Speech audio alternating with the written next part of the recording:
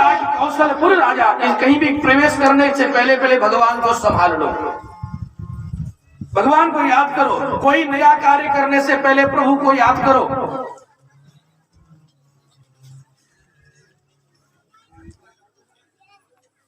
अब यहां मेरे से जानकी जी की खोज करनी है।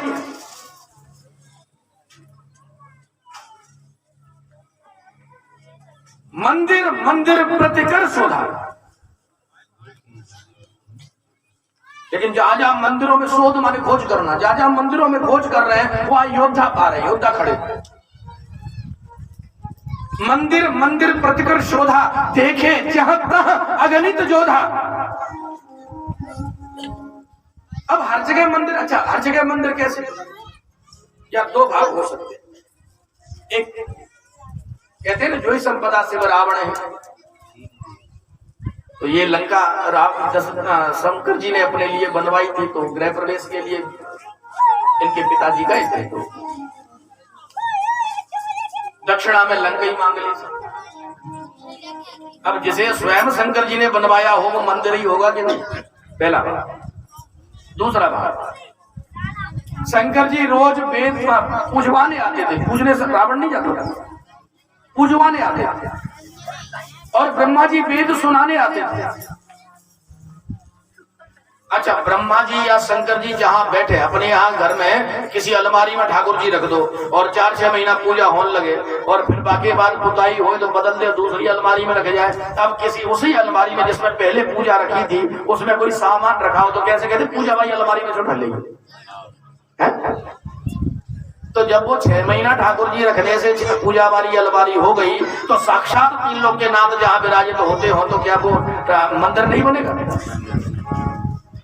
तो अब रावण का क्या भरोसा, शंकर जी कब आए कब पूजे। मान लो कभी वो नहा रहा है, शंकर जी ने कहा जल्दी करो मैं हमें जाना है। शंकर जी ने, रावण ने आ जाओ, नमामि समीसान निर्वाण रूप, तुझे तो वहीं पूजा।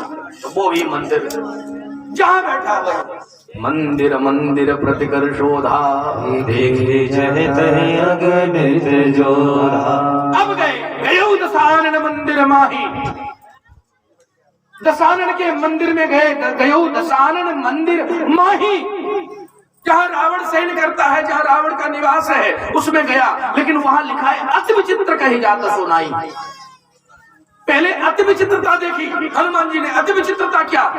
बहुत से लोग उल्टी सीधी बातें करते हैं, साहब वो ऐसे लेटे थे, वो ये था वो था। अरे गृहस्थी वाला आदमी कैसे भी लेटा हो, काहे की विचित्रता साहब? व्यक्ति अपने घर गृहस्थी में कैसे भी रहे, विचित्रता कैसी? लेकिन याद रखना, मान के चलिए हम ही मान लो, हम यहाँ सबसे कहते हैं कि ये करो वो करो, और हम आपको पता चले कि कमरे के भीतर हम दारू पी रहे, तो बताओ विचित्र बात हुई कि नहीं? बाहर पंडित जी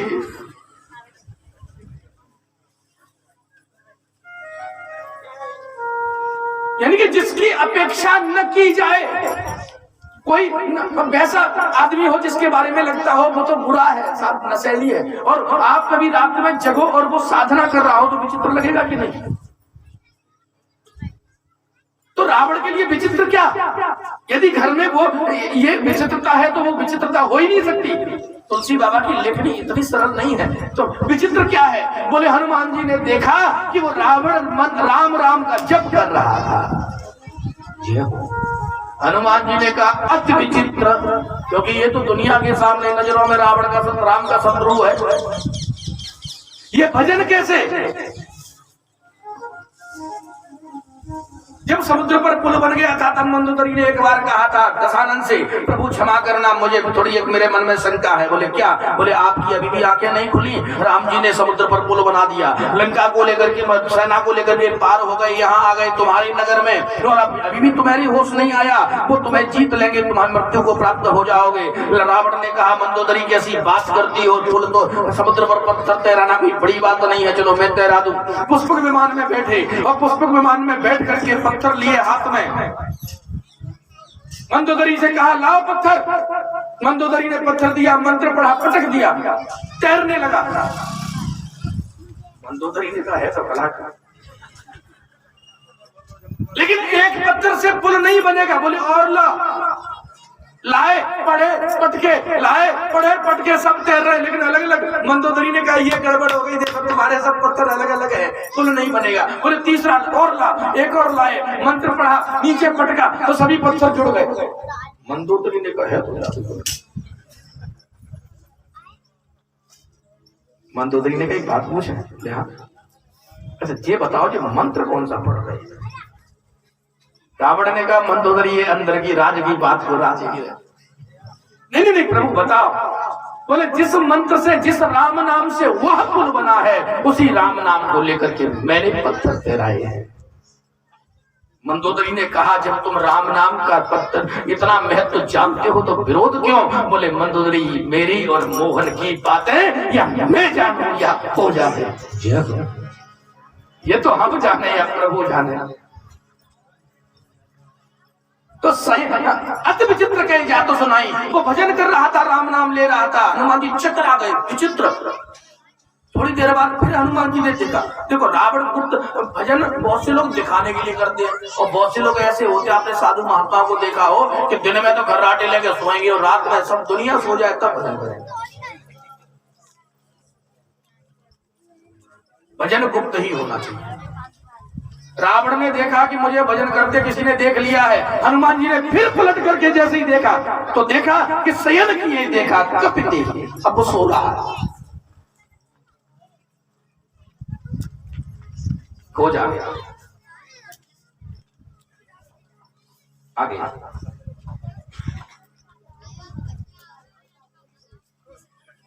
रामायुध अंकित गृह शोभा पर न जाय, नव तुलसी का बंदतः, देख हर से कपिरा। नव तुलसी का है, रामायुध छपे हुए हैं।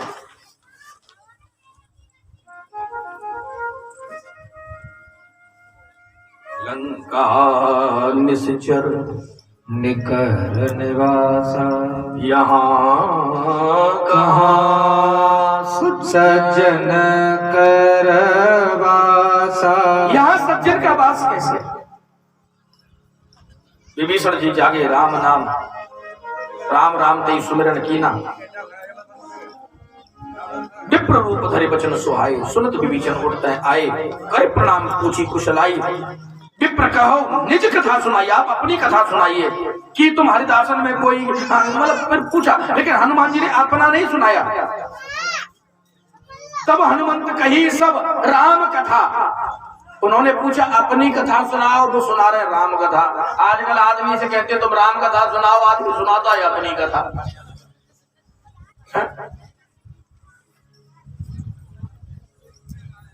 आप यहाँ कैसे रह रहे? बोले सुनो पवन सुत रहे हमारी, जिमे दसनन में जीव विचारी। बोले हम तो यहाँ ऐसे रह रहे हैं जैसे दांतों के बीच में जीव रहती है। हनुमान जी ने कहा समझ गए, सबका सत्यानाश होगा लेकिन तुम्हारा नहीं होगा, क्योंकि दांत टूटते कभी जीव थोड़ी गिरती है। यानी सबका विनाश होगा लेकिन तुम गड़बड़ करोगे, तुम विनाश न, तुम्हारा विनाश नहीं होगा।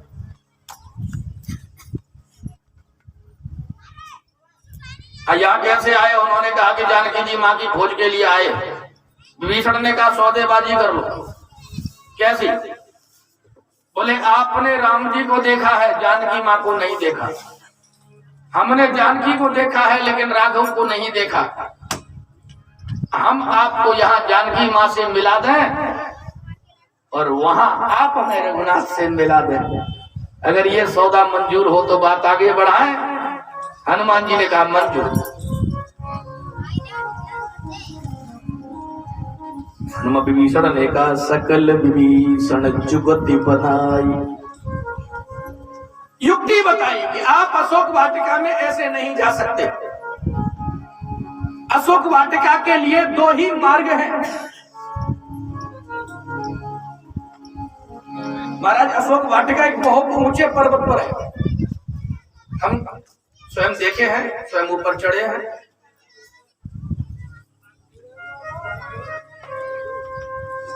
और लगभग लगभग 3-4 दिन हमने वहां गुजारे। दोनों तरफ से सीढ़ियां हैं ऊंची। अब ऐसा वहां के लोग कहते हैं महाराज इधर उधर काली भूमि है, उधर रावण का महल था, इधर विभीषण का महल था।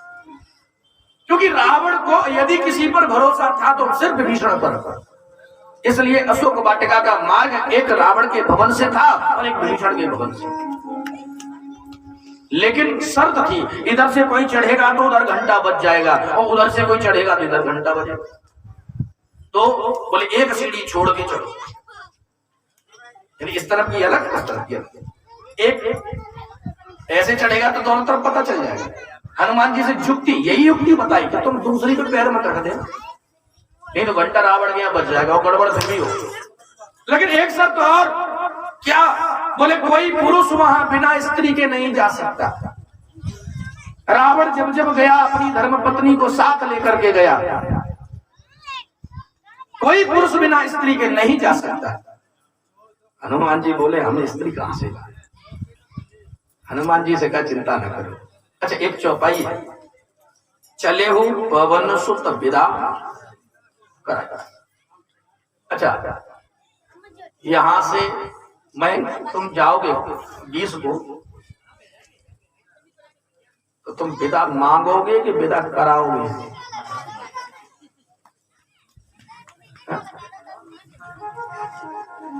भाई नॉर्मल सी बात है, यदि हम और आप कोई कहीं को जाते हैं तो विदा मांगते हैं, साहब विदा दीजिए हम चलते हैं।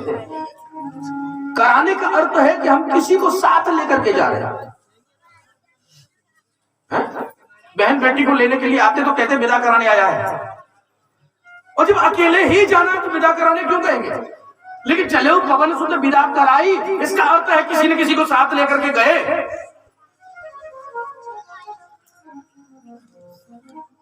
मानस पीयूष कहता है कि त्रेता जी हनुमान जी के साथ ही गए, इसलिए वो हनुमान त्रेता कुछ तो अपनी बात कहेंगे रखेंगे, लेकिन धोखे से पैर दूसरी सीढ़ी पर पड़ गया, रावण के यहाँ घंटा बज गया, रावण ने समझ लिया राम का दूत आ गया। इतनी रात को और कोई नहीं जा सकता, नहीं तो रात्रि में रावण कभी सीता जी के पास नहीं गया। उसी समय अपनी पत्नी को साथ लेकर के हनुमान जी छिपे हैं दक्ष के कोट में, रावण वहां पहुंच गया।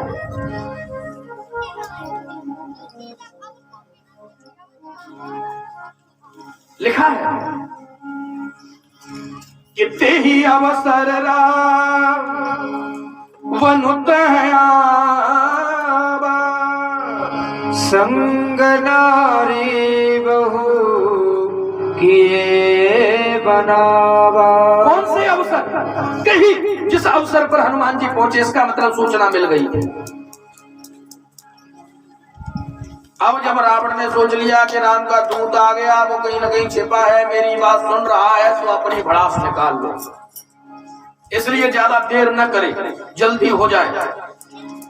तो रावण एकदम कहने लगा, बहुविधि खल सीता समझावा, सामदान भय भेद दिखावा, के रावण सुन सुमुख सयानी, मंदोदरी आदि सबरानी, तब अनुचरी करो पन मोरा, एक बार विलोक मोरा, धरि ओट कहत वेदेहि, सुमेरे अवधपति परम स्नेही, सुमेरे अवधपति परम स्नेही, सुमेरे अवधपति परम स्नेही।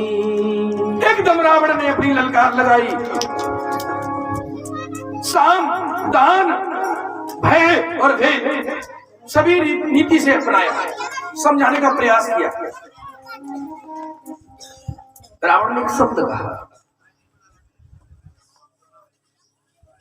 एक बार विलोक की मम ओढ़ो।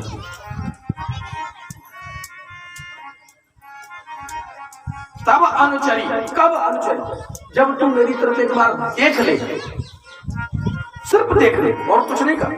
एक बार विलोक की मम ओरा, तब अनुचरी करऊं पन तोरा। मैं सभी अपनी जितनी भी मेरी रानियां हैं सब तेरी दासियां बन जाएंगी। कब? जब तू एक बार देख ले।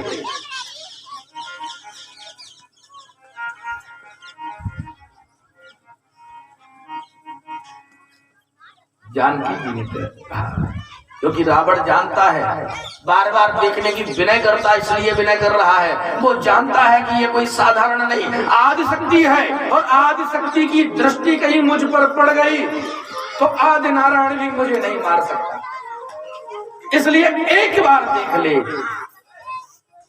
जानकी जी कहती हैं मैं तिनके पर नजर डाल दूं, मैं तृण पर कृपा कर सकती हूँ, मैं तृण की पर दृष्टि डाल सकती हूँ, लेकिन तुझ पर नहीं।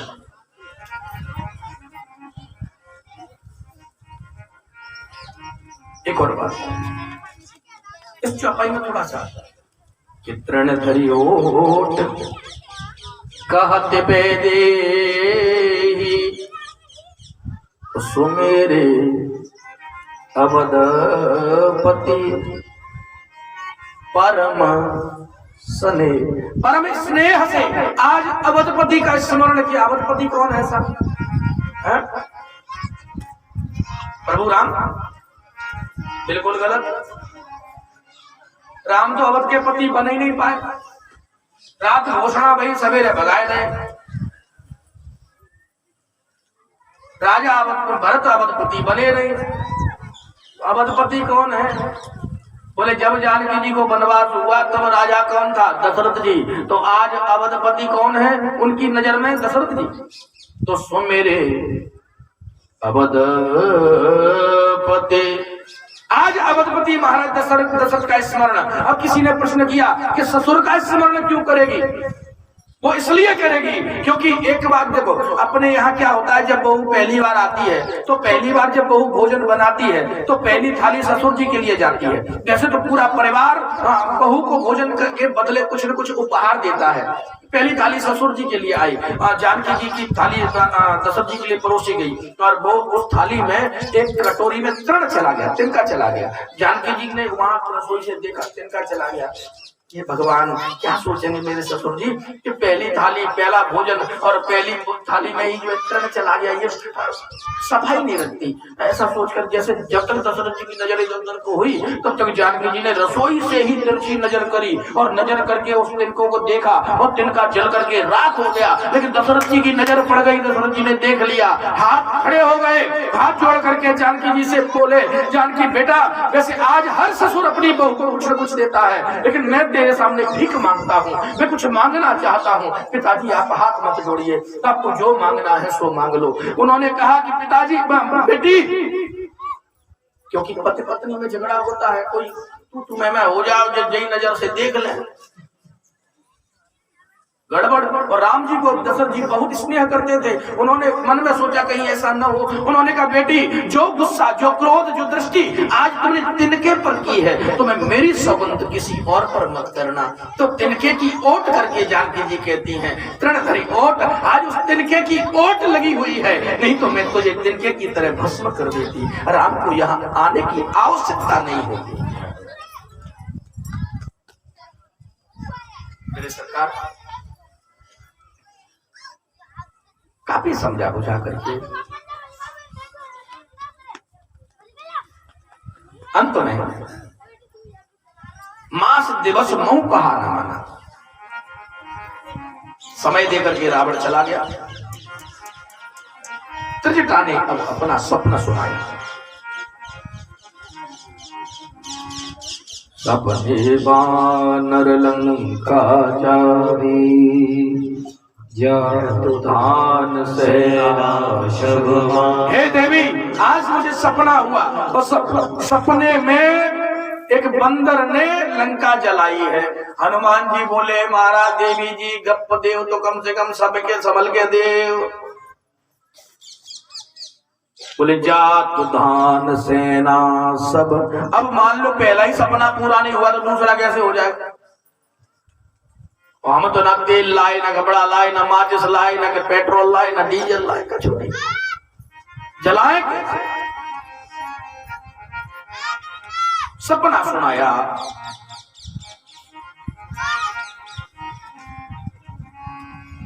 और ये भी कह दिया यह सपना में कहा वो बिचारी हो या सत्य गए थे न चारी। 4 दिन भले ही है जाए, लेकिन ये सपना पूरा हो गया। अब बड़ी गड़बड़। हनुमान जी ने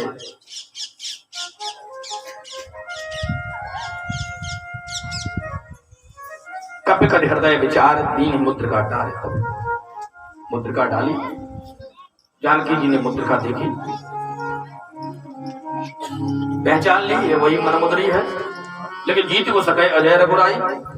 इस राम जी को कोई जीत नहीं सकता। माया से माया ते अति रचे ही न जाई, ये माया से बनाई नहीं जा सकती।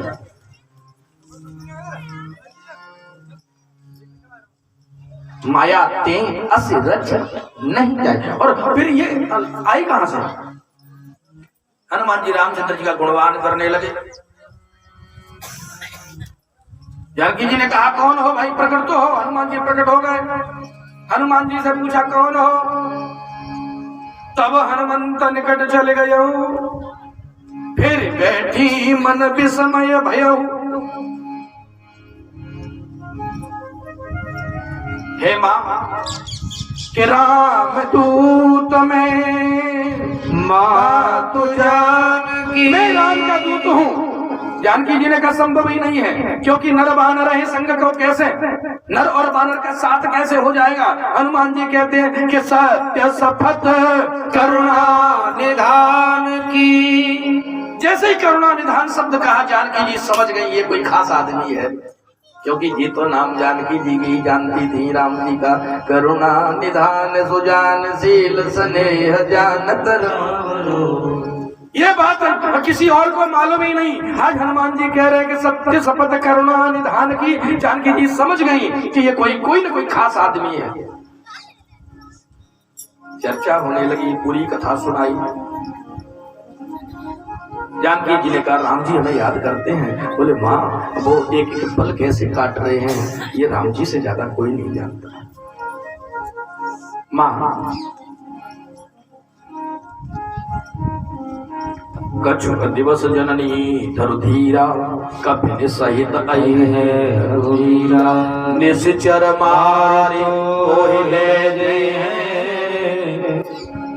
मेरे सरकार बहुत से लोग आदि चौपाई कह के कहते हैं आगे पढ़े ना पीछे पढ़े। देखो हनुमान जी ने तो साफ ही कह दिया। देखो जानकी जी मानो तो मान जाओ, नहीं रावण तो फिर तो निश्चर मारे तो ले जाए। निश्चर आएंगे, मारेंगे, पीटेंगे, कहीं ले जाएंगे।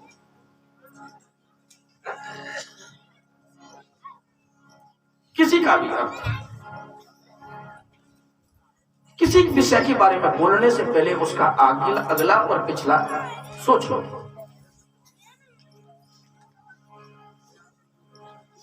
हनुमान जी ने कहा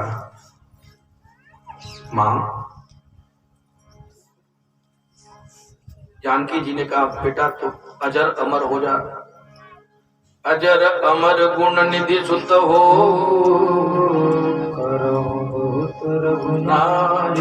सबसे बड़ी बात तुम्हारे ऊपर रघुनाथ जी की हमेशा कृपा रहे। हनुमान जी ने कहा मां सब कुछ ठीक है, एक तो बात हमें भूख लगी है। सुनो मां तुम ये अतिशय भूखा लाग देखो भोजन दिखे और भूख लगे फिर रहा नहीं जाता।